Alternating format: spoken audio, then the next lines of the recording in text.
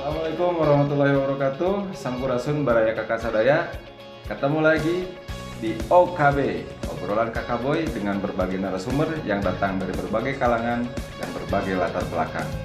Mungkin bukan orang terkenal, tetapi mudah-mudahan obrolan kakak ini bisa menjadi inspirasi buat kalian semua. Goy, kita ikutin obrolan kakak kali ini sampai tuntas.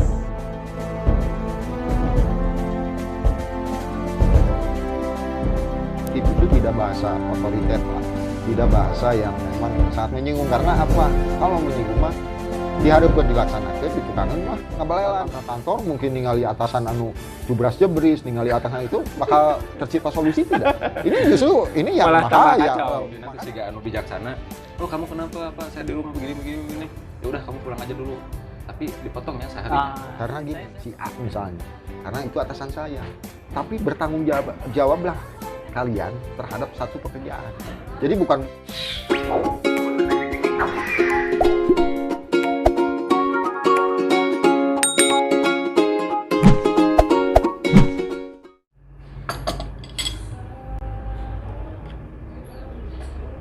Jadi teman-teman tadi udah kakak cobain, sekarang kita disatukan ya antara si apa namanya es krim sama ininya nih.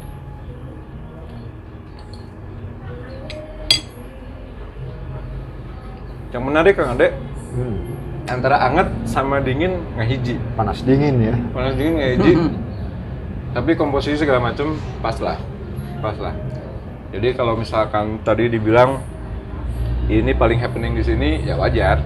Meskipun kalau secara jujur boleh kakak bilang belum begitu nendang, belum ada sesuatu yang kena di hati Pak Dudi, gitu ya. Sayangnya Pak Dudi karena harus ada yang dipantang nggak boleh.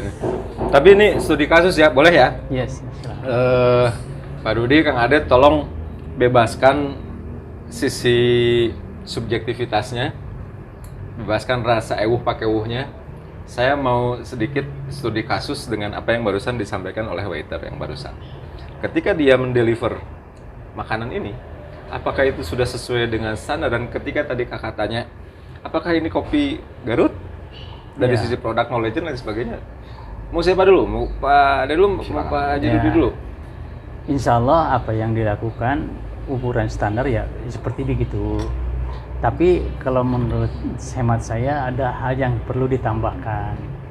Karena memang pelayanan ini tidak hanya mengantarkan makanan ke meja tamu.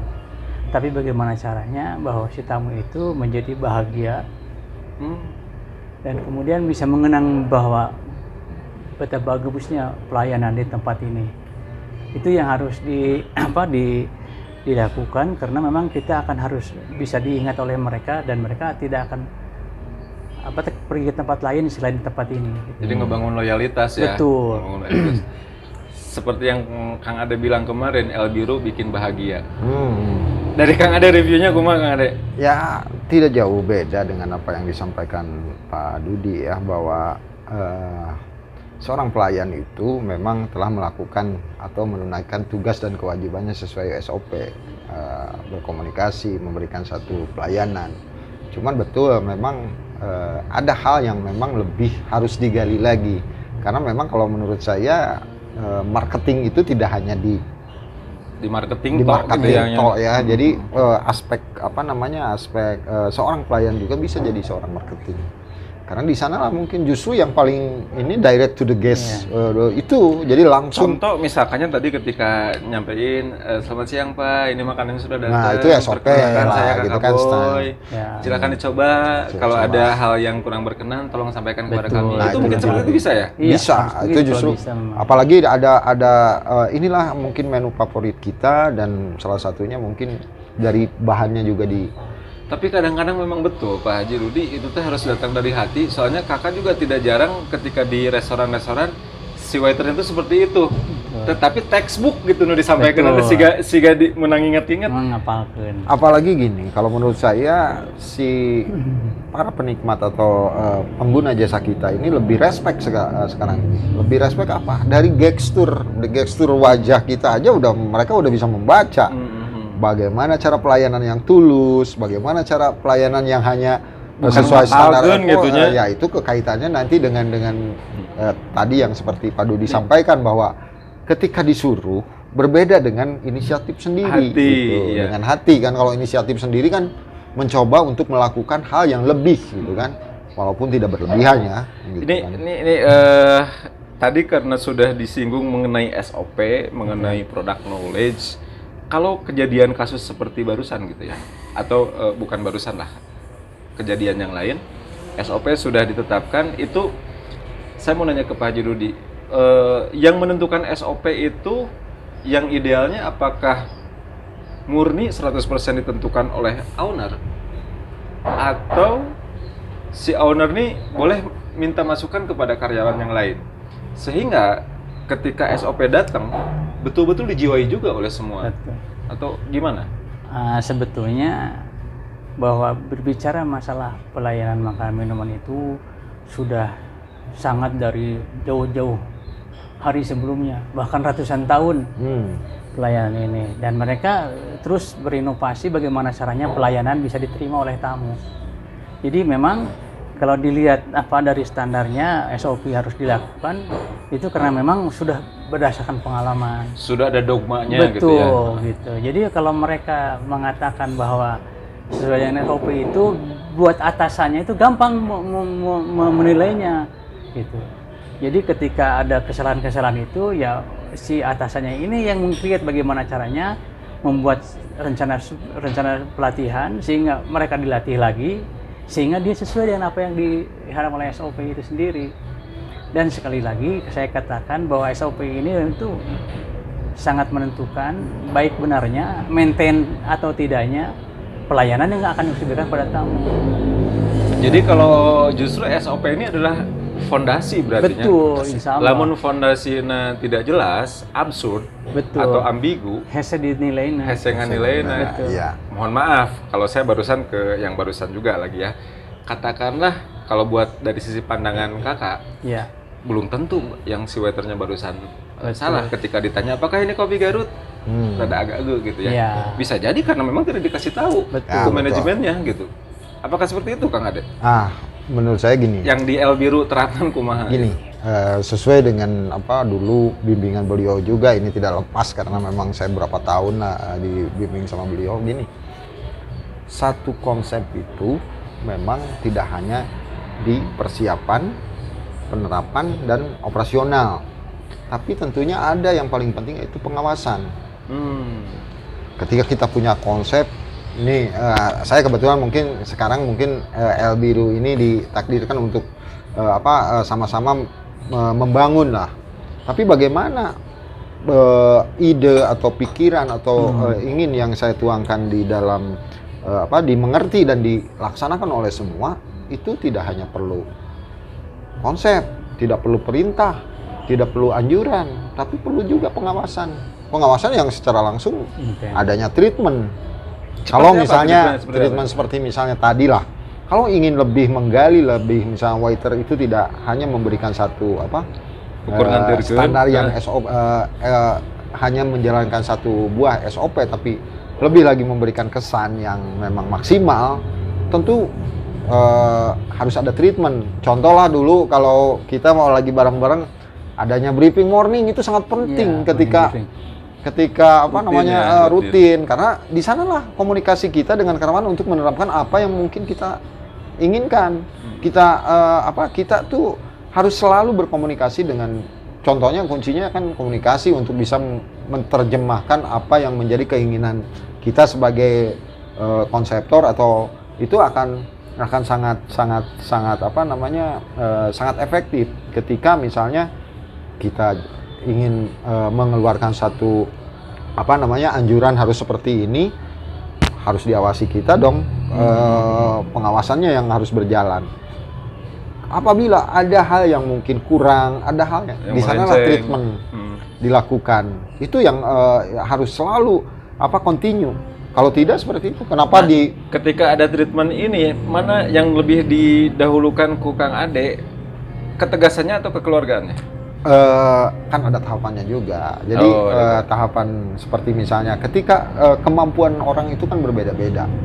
Kadang-kadang kalau bari heureuy teh amal dengan misalnya ieu teh kuduna mah kieu euy misalnya tah no bari urang teh nyontohan gitu bari urang teh ngalaksanakeun da tahu kan contoh anu tuh bisa ditipu ku batur teh da urang geus ngalaman kan gitu. Nah itu salah satu dakwah mah dakwah bil hal gitu nya. Udah gitu tahu jadi idenya. ada beberapa kadang-kadang kan yang paling efektif itu tidak bahasa otoriter lah, tidak bahasa yang memang sangat menyinggung karena apa? Kalau menyinggung mah diharapkan dilaksanakan, ditukangan mah ngabalelan lah, jangan sampai terjadi seperti itu. Tapi bagaimana kita men-treatment itu bisa dirasakan bahwa hal ini tuh jangankan mungkin untuk perusahaan, buat bagi dirimu sendiri ini akan bermanfaat kalau dibawa kemana-mana. Karena ini sebuah jadi ilmu. pimpinan itu ketika menegur atau apapun juga bukan hanya sekedar omongan gitu ya. Iya. Karena dia memang pernah merasakan seperti itu. Iya itu. Kalau gitu jadi seorang owner atau pimpinan tidak ubahnya seperti dewa, Kang Ade. Kan gini, saya yakin lah Pak Haji Rudi, Kang Ade pasti ada saat-saat tertentu yang lagi mumet, Iya. lagi pusing. Tiba-tiba lagi pusing seperti itu, karyawan bener kerja. Katakanlah di treatment tadi. Ini kan menurut Kakak si suasana hati juga ini harus Ini dipisahkan. berpengaruh, iya. Kumaha Kang Ade mensikapi itu? Karena gini, Misalkan gini, Kang Ade 2 jam yang lalu ditagih hutang ya, misalkan gitu ya, misalkan. Dan saya tahu Kang Ade nggak punya hutang. tapi nu daging loba. Itu lagi loh. Misalkan atau gini, tiba-tiba beberapa 2 jam, 3 jam yang lalu katakanlah ada anggota keluarga yang kepapahitan. Itu kan pasti mengganggu suasana hati ya, mood ya. Setelah itu saat sekarang ketahuan nih ada karyawan yang membuat salah, padahal kesalahannya belum tentu dia apakah memang ngerti dengan SOP-nya atau memang human error, murni human error. Memisahkan antara suasana hati dan men-treatment itu harus seperti apa? Nanti saya mau tanya Pak Haji Rudi Oge sebagai yang lebih expert, lebih pengalaman ya. Kalau menurut saya memang betul. Jadi suasana hati itu akan terbawa ketika mungkin pagi. Nah, pentingnya mungkin briefing morning atau ketika misalnya kita tadi ya melihat mungkin gestur aja udah kebaca ini lagi bete nih ketika karyawan datang terus kelihatan dari gestur tubuhnya juga saya aja kalau baru nagih. Nah, itu kan kelihatan sebetulnya. Nah, saya teringat waktu kita obrolan waktu dengan Kang Mehmet ya. Nah, justru bagaimana kita menetralisir gitu. Kita harus jadi netralisir bagaimana mungkin kemumetan, keruwetan atau kesusahan yang terjadi di luar ruang lingkup pekerjaan itu bisa mencair dan ini bisa dijadikan pelarian, melupakan semua permasalahan yang terjadi tapi difokuskan dalam satu bentuk pekerjaan yang positif. Itulah mungkin fungsinya kita untuk bisa sebagai ini ya. Contoh misalnya tambah ieu geus di imah geus mumet rudet datang ke kantor mungkin ningali atasan anu jubras jebris ningali atasan itu bakal tercipta solusi tidak. Ini justru ini yang bahaya. Makanya kalau saya sebagai karena saya mungkin alhamdulillah bukan ditakdir ya ditakdirkan ya. Jadi mengalami dulu jadi sebagai seorang karyawan. Tapi sekarang ketika misalnya saya memiliki tim yang memang diharapkan solid, saya cek daurangnya waktu datang dia makan ku kolot misalnya atau ribut jeung pamajikan datang ke mana ke kantor teh memang haroream kudu ngahadapi bos anu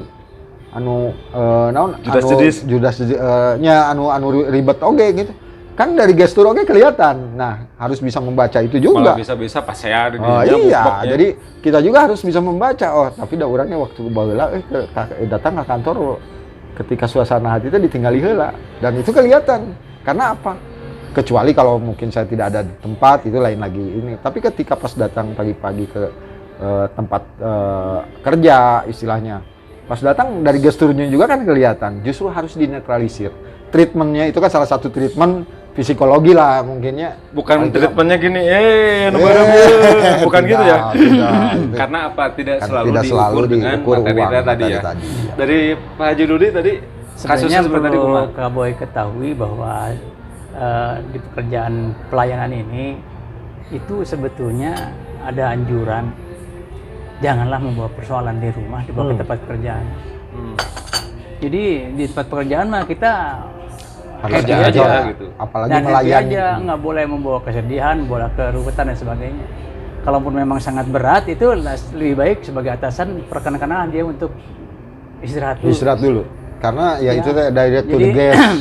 daripada membawa bencana ke yang lainnya, lebih baik dia netralisir dulu sehingga dia itu merasa bahwa dia itu Benar-benar sebagai pekerja siap, yang dibutuhkan untuk Pak bekerja Haji lagi. Rudi ketika memimpin sebuah tim seperti itu juga. Kalau Insya kelihatan Allah. rudet atau gimana, mendingan Insya udah Allah. kamu Saya selalu tanpa ada menganjurkan- punishment betul. misalkan karena tidak masuk, potong gajinya tapi Oh nggak ada Nggak gitu. ada Dia itu itu. akan bercerita dulu ada masalah apa. Ya. Dan kalau memang dia Sharing. terlalu berat, ya kita dengan sangat terpaksa merelakan dia untuk beristirahat dulu. kan Ketimbang kadang-kadang kita- gini, pimpinan tuh siga anu bijaksana. Oh kamu kenapa Pak? Saya di rumah begini. Ya udah kamu pulang aja dulu. Tapi dipotong ya seharinya. Karena gini. Saya belum pernah memberikan punishment seperti Ancaman, itu. iya ancaman itu Nah, kan. nah, itu nggak. Jadi itu malah sama jadi beban oke, Oke, si malaka iya. mah Di rumah malah serudet, kelihatannya gitu. mereka berusaha berbuat happy, tapi memang kita bisa ngelihat oh, ini ada kayak masalah ibu budaknya.